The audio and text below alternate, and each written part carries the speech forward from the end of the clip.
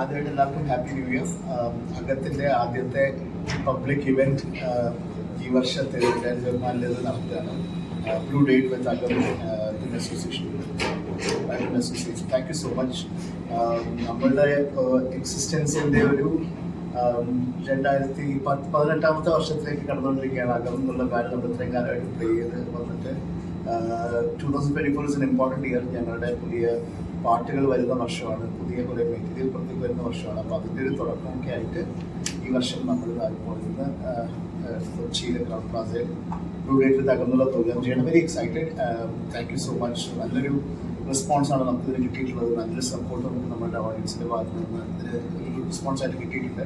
And from ആ part also ഞങ്ങളുടെ ഒരു ഒരു ഒരു പെക്യുലർലി ക്യൂറേറ്റഡ് ആയിട്ടുള്ള എക്സ്പീരിയൻസ് ആണ് ഇന്ന് പ്രസൻറ്റ് ചെയ്യുന്നത്. അതൊരു പ്രോഗ്രാം വരുന്നവർക്ക് അതൊന്ന് അനുഭവിക്കാൻ പറ്റും. അതുപോലെ തന്നെ ഈ ഒരു ഇൻഡിപെൻഡൻറ്റ് മ്യൂസിക് സ്പേസിൽ ഇങ്ങനെ ഒരു വെൽ ക്യൂറേറ്റഡ് ഒരു പ്രോജക്റ്റ് ചെയ്യുക എന്നുള്ളത് ഒരു വളരെ നല്ല കാര്യമാണ്. ഞങ്ങളെപ്പോലെ തന്നെ ഒരുപാട് ആർട്ടിസ്റ്റുകൾക്ക് പ്രോഗ്രാമുകളിൽ സഹകരിച്ച് ഇതൊരു വലിയ ഒരു പ്രോജക്റ്റായിട്ട് മാറുമെന്ന് എനിക്ക് നല്ല ഉറപ്പുണ്ട്. അപ്പോൾ ഈ ഒരു കേസിൽ very excited to be part of this and it's going to be. എന്താണ് പറയാനുള്ളത്? ഒരുപാട് നന്ദി. ഒരു ആർട്ടിസ്റ്റിന് ഏറ്റവും ആവശ്യം കേൾവിക്കാരുണ്ടാവുക എന്നുള്ളതാണ്. ഏതൊരു ആർട്ടിസ്റ്റിനും അത് വലുതും ചെറുതും എന്നൊരു വ്യത്യാസമൊന്നും അതിലില്ല. എത്ര ചെറിയ കുട്ടിയാണെങ്കിൽ പോലും അല്ലെങ്കിൽ ഒരു നല്ല പ്രായമുള്ള ഒരാളാണെങ്കിൽ പോലും പാടുമ്പോൾ അത് കേൾക്കാൻ, അത് സപ്പോർട്ട് ചെയ്യാൻ, അല്ലെങ്കിൽ അതിനെക്കുറിച്ച് കുറച്ചെങ്കിലും അതിലേക്ക് ഒരു ആർട്ടിസ്റ്റിനെ പ്രചോദനം കൊടുക്കുന്നത് ഈ ഓഡിയൻസ് എന്ന് പറയുന്നവരാണ്. അപ്പോൾ ഓഡിയൻസിനോട് എല്ലാ കാലത്തും ഒരുപാട് നന്ദി.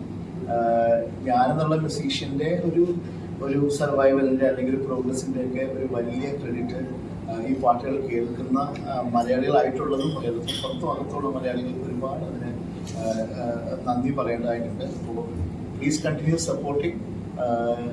ഓരോ കൊല്ലം ചെല്ലുന്നതോറും കുറച്ചുകൂടെ ഭേദപ്പെട്ട ആർട്ടിസ്റ്റ് ആവാൻ ശ്രമിച്ചുകൊണ്ടിരിക്കുന്നു, കൂടുതൽ പഠിക്കാൻ ശ്രമിക്കുന്നു.